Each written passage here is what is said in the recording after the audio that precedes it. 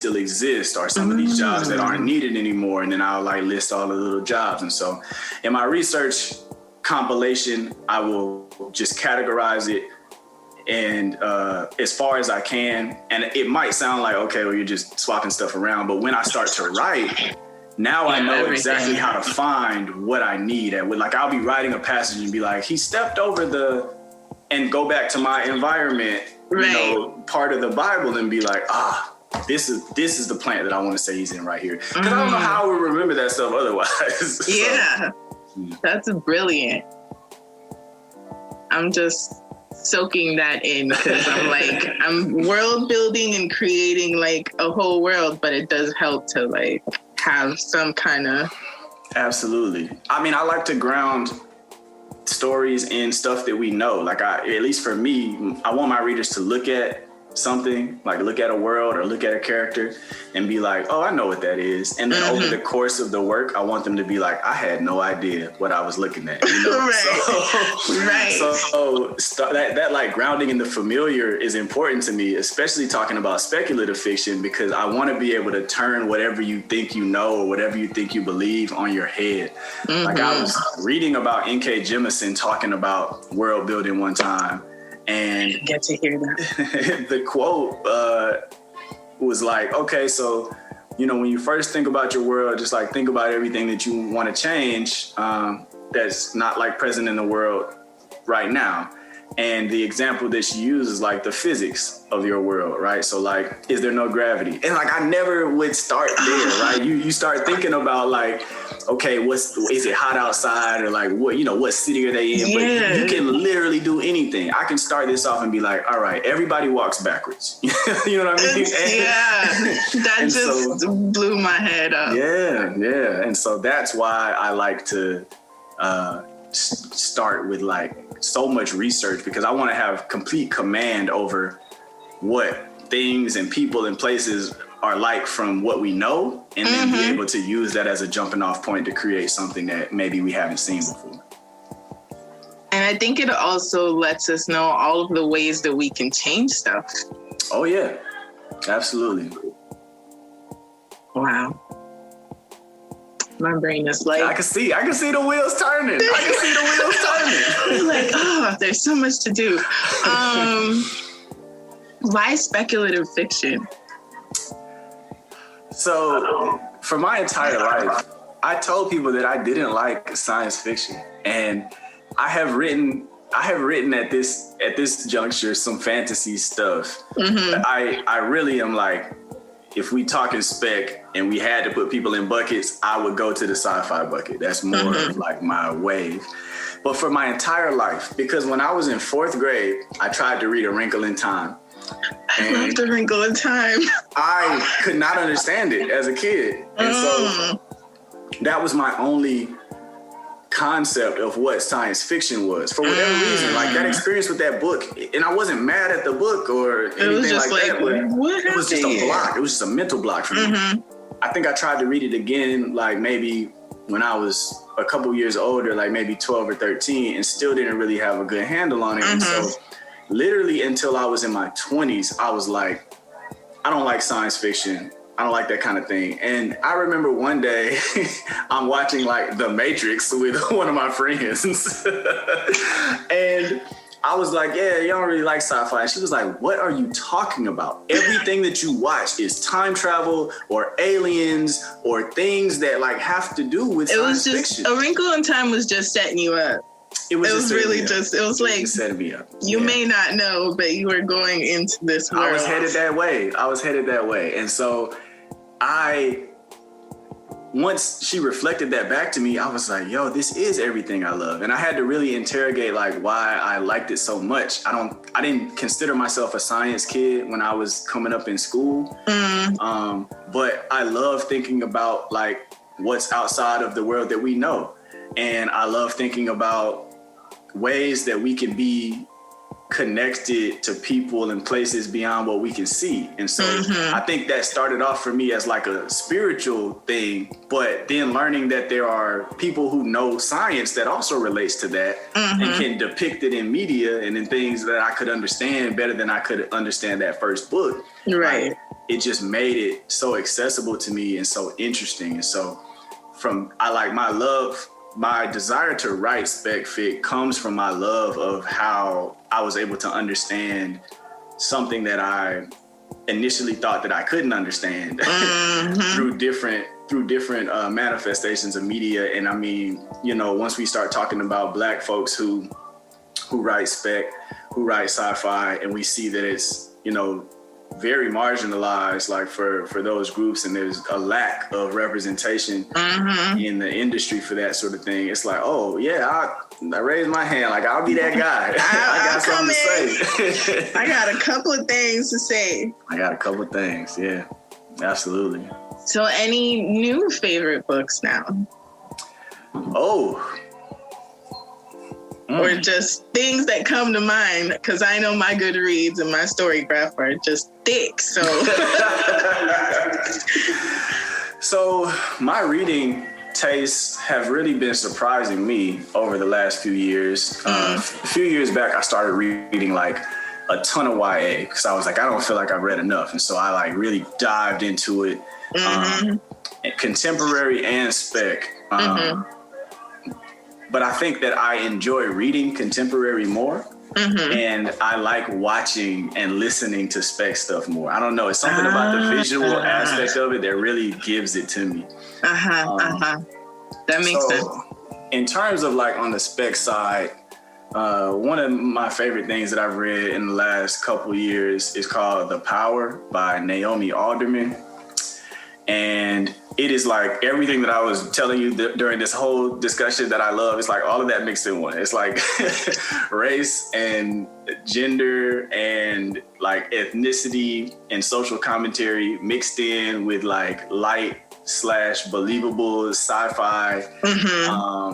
It's about this biological change that happens in women across the world, where they can start to naturally conduct electricity through their body. Sold.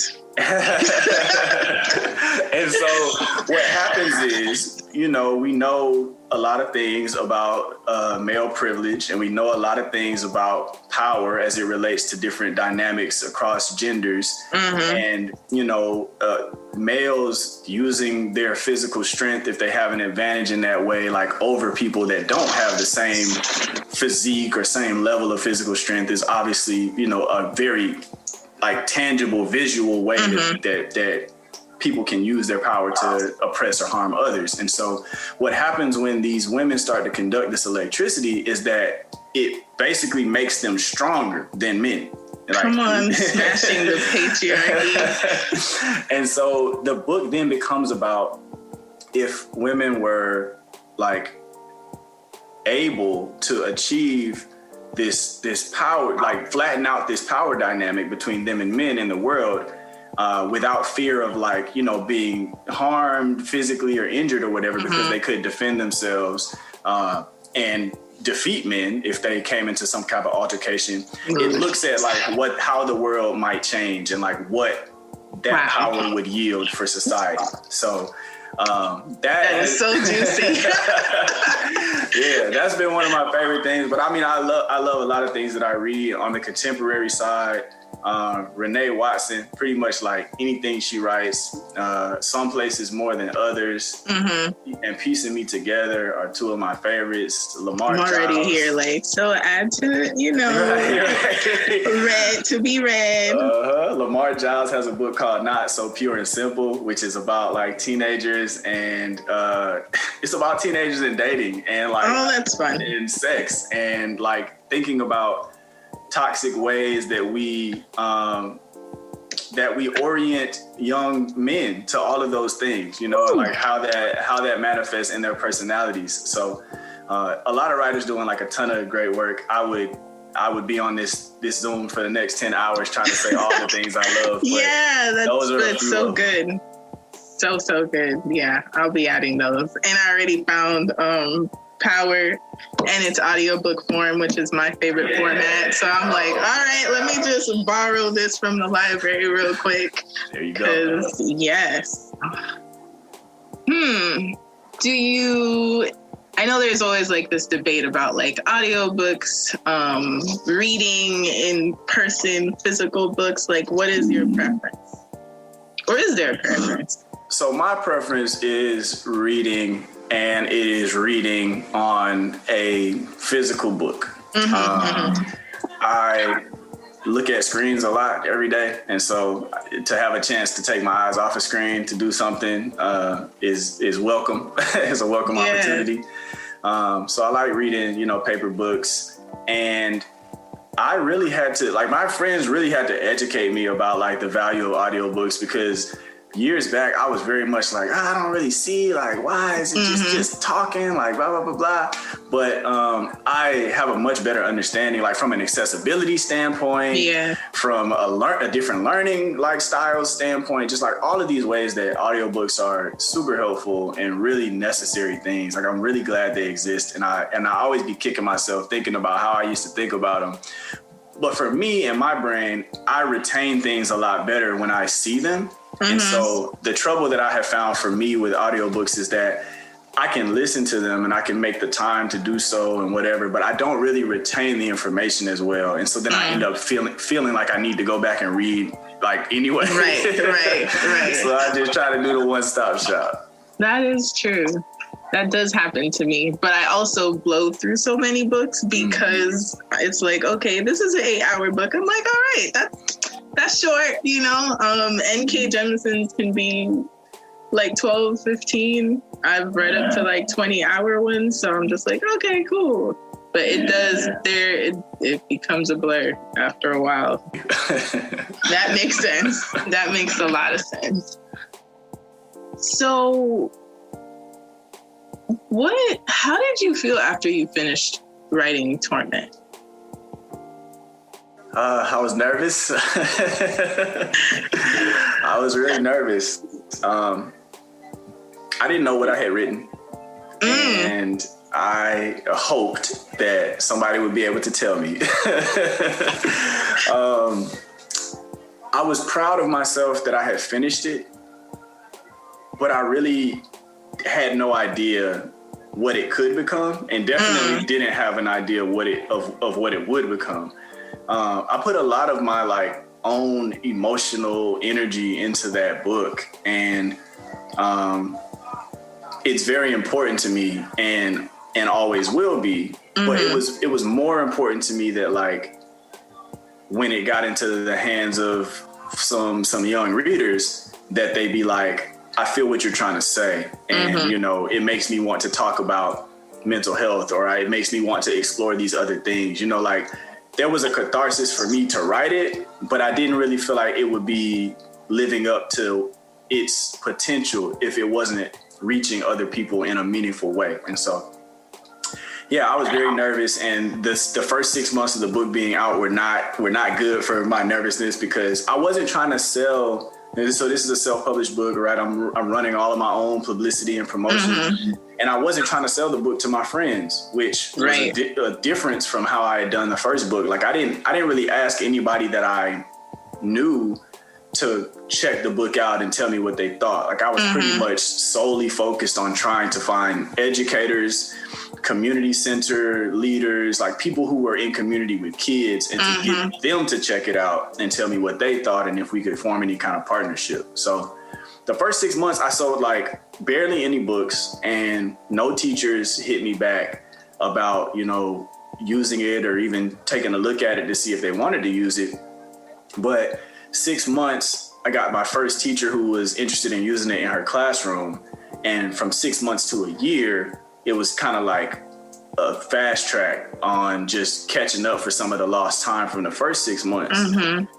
The weird thing about Torment was the year mark is sometimes an indicator for self-published books of all right, well, how everything you did in this first year is going to really be the determining factor of how successful your book can be. But almost year to date of the first year of Torment being a book, it won an international award. So super crazy. How does that even feel? It felt pretty good. I ain't gonna lie. It felt pretty good. But like that, so the book was a year old, and I felt like it had just come out because so many more people knew about it then, and there was so much more like publicity that came from it from a